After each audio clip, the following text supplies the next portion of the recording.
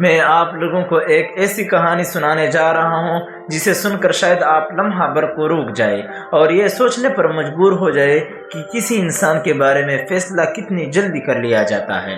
یہ کہانی ہے تھامس الوا ایڈیسن کی۔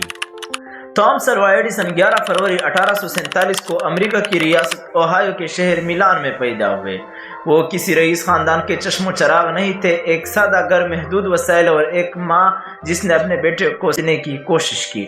بچپن ہی سے ایڈیسن کا انداز فکر عام بچوں سے مختلف تھا۔ وہ چیزوں کو رٹنے کے بجائے سمجھنا چاہتے تھے اور جو بات سمجھ میں نہ آئے اس پر سوال اٹھاتے تھے۔ ایڈیسن کو قریب ہی واقع ایک اسکول میں داخل کروایا گیا۔ وہ کلاس میں خاموش بیٹھنے کی بجائے بار بار سوال کرتے تھے، استاد کی بات کو پور رکھنے کی کوشش کرتے، اور یہی بات تعلیمی نظام کے لیے ناقابل برداشت بن گئی۔ رفتہ رفتہ اساتذہ نے یہ رائے قائم کر لی کہ یہ بچہ روایتی تعلیم کے مطابق نہیں ہے۔ آخرکار اسکول کی انتظامیہ نے ایڈیسن کے والدہ کے نام ایک تحریری خط لکھا۔ یہ خط ایڈیسن کے ہاتھ میں دے کر گھر بھجوا دیا گیا۔ جب ایڈیسن گھر پہنچے تو وہ خط اپنے والدہ کو دیتے ہوئے بولے، امی یہ خط مجھے اسکول میں ملا ہے، اس میں کیا لکھا ہے؟ ایڈیسن کے والدہ نے خط کھولا، چند لمحے اس سے پڑھتی رہی، پھر خاموشی سے تہہ کر دیا۔ انہوں نے اپنے بیٹی کی طرف دیکھا اور نہایت نرمی سے کہا، بیٹا اس خط میں لکھا ہے کہ تم بہت ذہین ہو، یہ اسکول تمہارے لیے چھوٹا ہے، اس لیے اب میں خود تمہیں گھر پر پڑھاؤں گی۔ اس دن ایک ماں نے حقیقت کو نہیں بدلا لیکن اپنے بیٹی کی دنیا بدل دی۔ اس کے بعد ایڈیسن کی تعلیم چار دیواری تک محدود نہیں رہی۔ ان کی والدہ انہیں کتابیں پڑھاتی، تجربے کرنے دیتی اور ہر سوال پر ڈانٹنے کے بجائے سوچنے کی آزادی دیتی۔ اکثر کہتی، جو سوال کرتا ہے وہی آگے بڑھتا ہے۔ یہی الفاظ ایڈیسن کی شخصیت کی بنیاد بن گئے۔ سال گزرتے گئے، وہ بچہ بڑا ہو گیا جسے ایک وقت میں اسکول کے قابل نہیں سمجھا گیا۔ اب وہ چیزوں کو جوڑتا توڑتا اور نئی شکلیں دینے لگا۔ ناکامیاں آئی مگر مایوسی نہیں آئی۔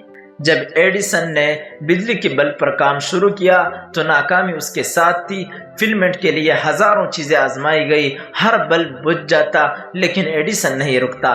لوگ طنز کرتے تھے، کہتے تھے تم 1000 بار ناکام ہو چکے ہو۔ ایڈیسن مسکرا کر کہتا، میں 1000 بار ناکام نہیں ہوا، میں نے بلب کے لیے 1000 تجربے کیے۔ آخرکار کاربنائزڈ صوتی دھاگا کئی گھنٹوں تک جلتا رہا۔ یہ محض ایک ایجاد نہیں تھی، یہ اس یقین کی جیت تھی جو برسوں پہلے ایک ماں نے دیا تھا۔ کئی برس بعد جب ایڈیسن دنیا کے عظیم موجد بن چکے تھے، ایک دن انہیں وہی پرانا خط ملا۔ جب انہوں نے اس سے پڑھا تو آنکھوں میں نمی آ گئی۔ اس خط میں لکھا تھا، آپ کا بیٹا ذہنی طور پر کمزور ہے، ہمیں اس سے مزید اسکول میں نہیں رکھ سکتے۔